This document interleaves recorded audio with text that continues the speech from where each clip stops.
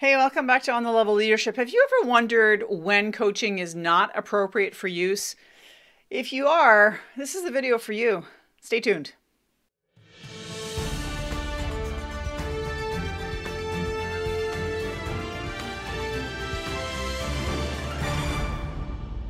I really wanted to cover the topic of when coaching is not appropriate because it's not always the right way to go about dealing with a situation or an employee or a circumstance in your organization. As you may or may not know, coaching is a fairly unregulated profession at the moment. Pretty much anybody who says they're a coach can be a coach. That said, though, coaching requires a certain skill set. It is an actual domain of practice that the International Coaching Federation has established competencies around.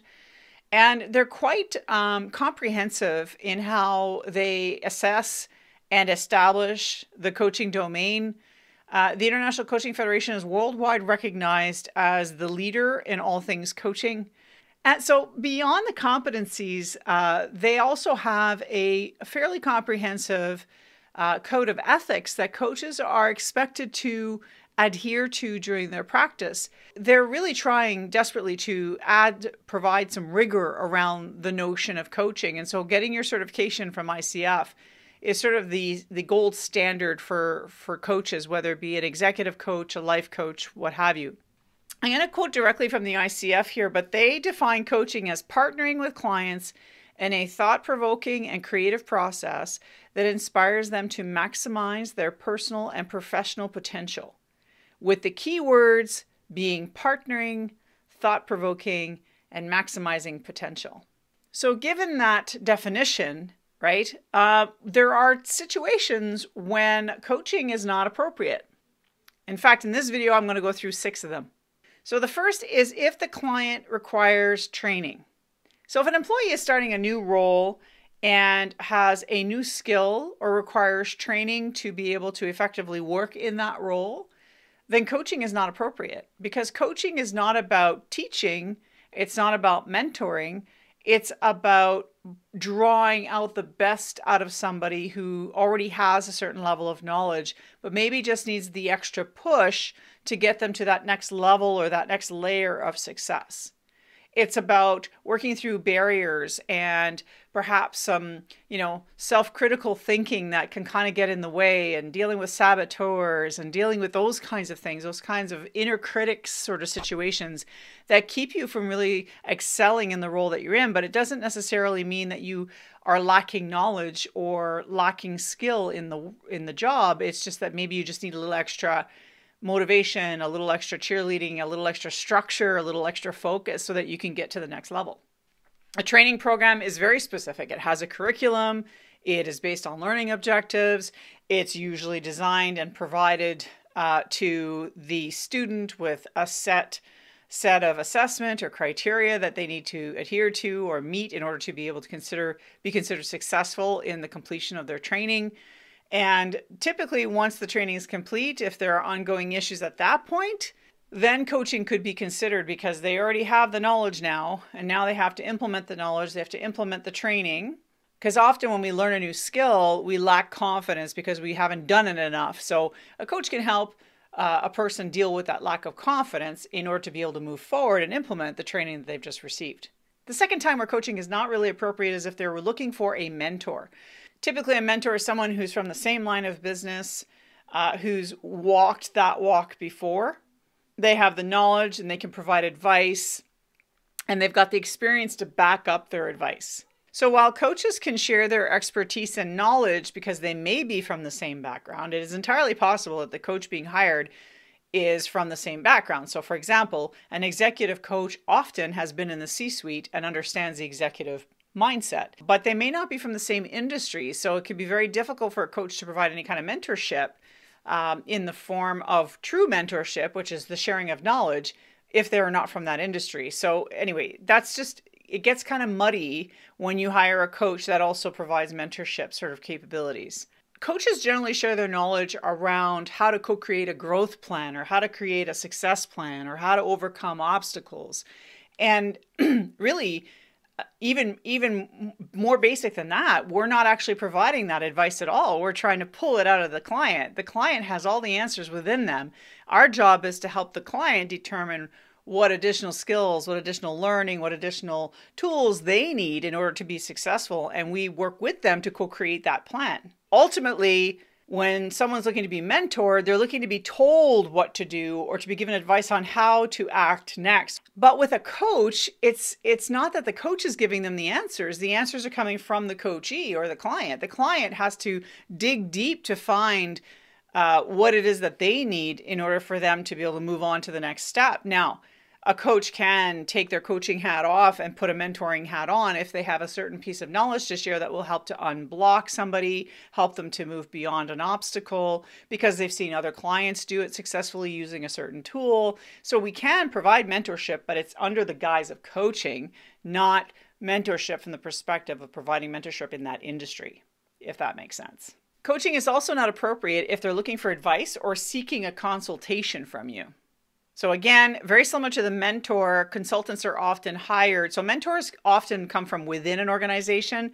The vice president mentoring, let's say a director somewhere to kind of groom them for the next promotion. Whereas a consultant will usually is external, brought in to provide advice to their clients based on their own personal experience or based on the expertise that they bring to the table. Coaches are not hired to give advice. If you're hired as a coach to create a coaching program for a company, you're a consultant. You're not being a coach, right?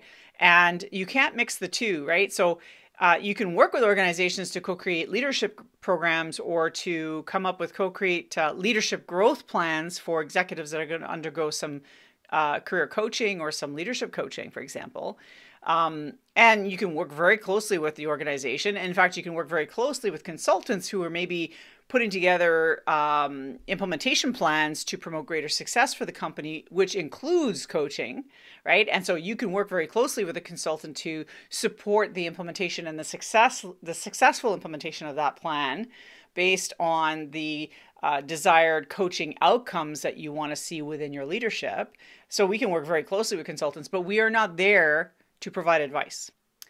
Another area of coaching that may not be appropriate for use with your staff is in the situation where they need to be managed or if you're using this as a form of discipline. Coaching should be seen as a standard leadership development tool where you invest in the talent of your organization. It's about retaining talent, helping them grow, getting them ready for the next promotion, helping them once they've been promoted to be successful in that new role that they've just assumed. So it's really about growing people, not about chastising them. The other piece too is that coaching is not management. When you bring a coach in, they're not going to do the job. They're not going to do the work. They're not there to do that, and they're not there to crack the whip on the staff that need to do the work.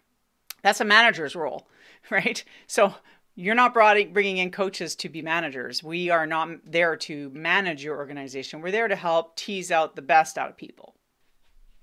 The next one is that the client is uncoachable. So what does this mean? Well, not everybody is a coachable candidate.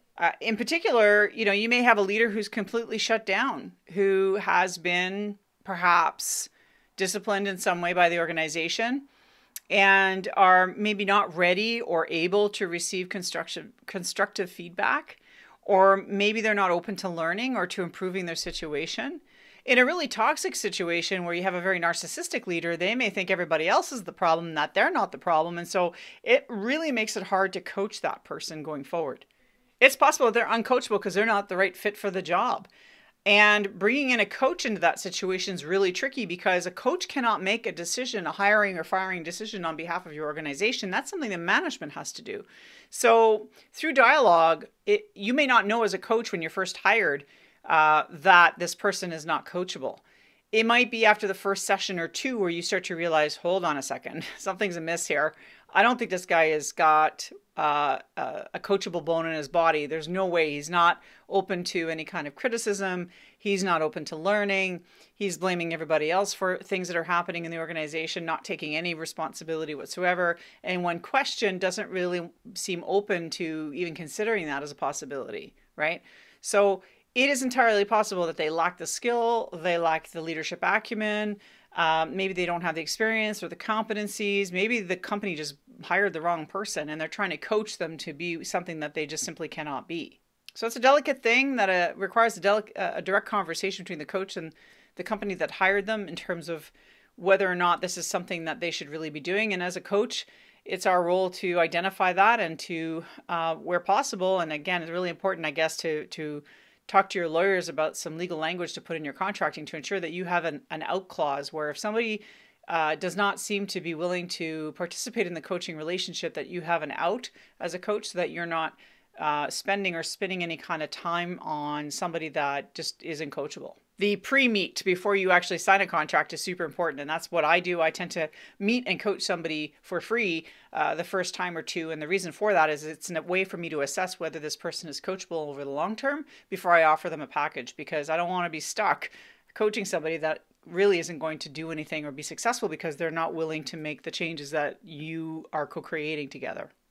A part of that being uncoachable is that maybe you're more interested in their success than they are. They're not motivated. They're not really interested in that.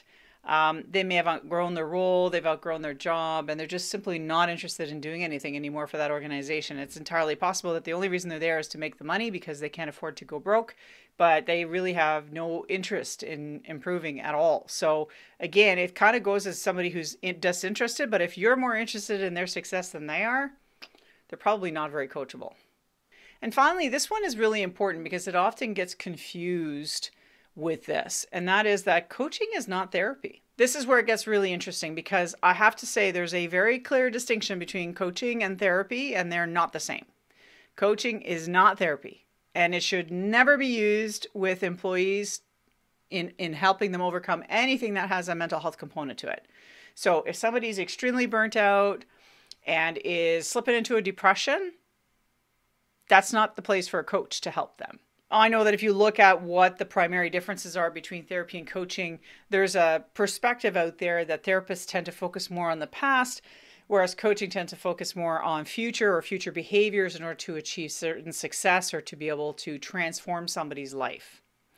I don't think it's as simple as all that, right? Because people are complex human beings, and they may have a history of depression. They might have a history of OCD. They might have a history of anxiety disorder, but that's not necessarily why they're seeking coaching.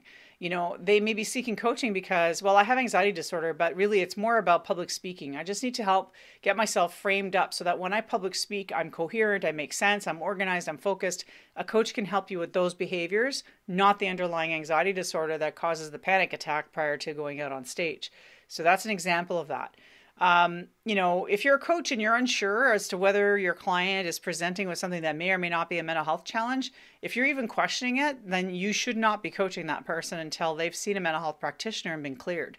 Because the reality is that you don't want to put yourself in a situation where you'll be considered liable if you cross that line potentially of therapy. You're not in a cognitive behavioral therapy situation. You're not a psychologist. You're not a psychiatrist. And even if you are, coaching is not in scope of your practice, right? It's a completely different skill set. And although you may borrow some of your therapy tactics in your coaching experience, the reality is it's not the same skill set at all.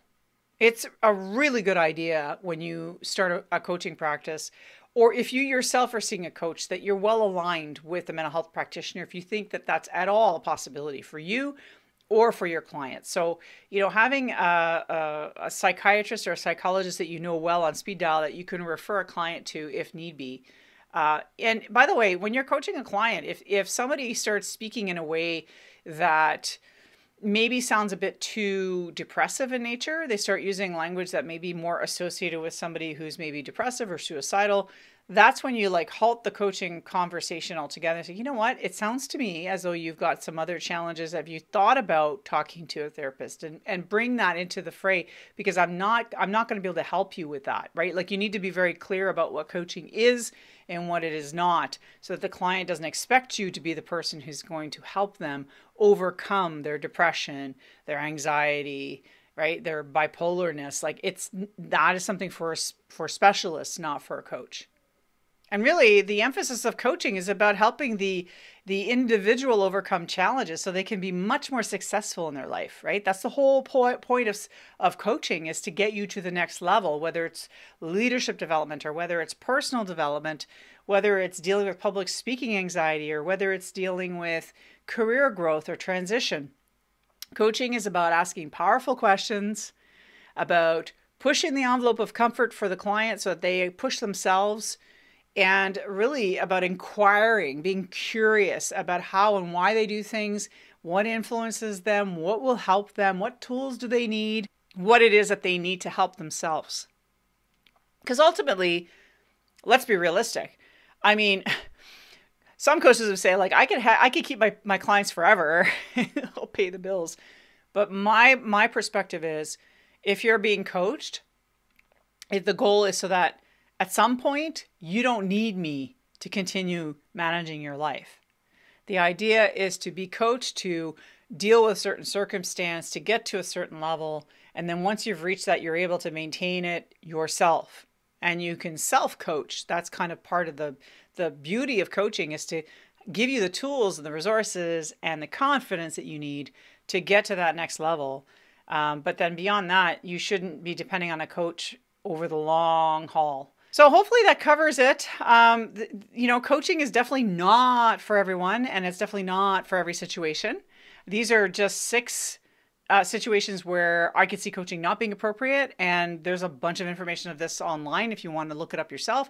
The International Coaching Federation also has information, which I'll put the link down below, to their description of coaches and what coaches do or don't do and that kind of thing. So I'll put their website online. So if you're curious about what the ICF says about coaching, you can look it up yourself. And if you think you want a coach to help you out, I'm open to conversation, no strings attached. There's a link down below for a free conversation if that's something you're into. And there'll be more content and courses and things of that nature as time goes on. So if you're interested in this, feel free to subscribe, because I am here every week talking about either leadership content or coaching content. And I tend to switch between the two every other week. So anyway, take care of yourself. Have a great week, and we'll see you next time.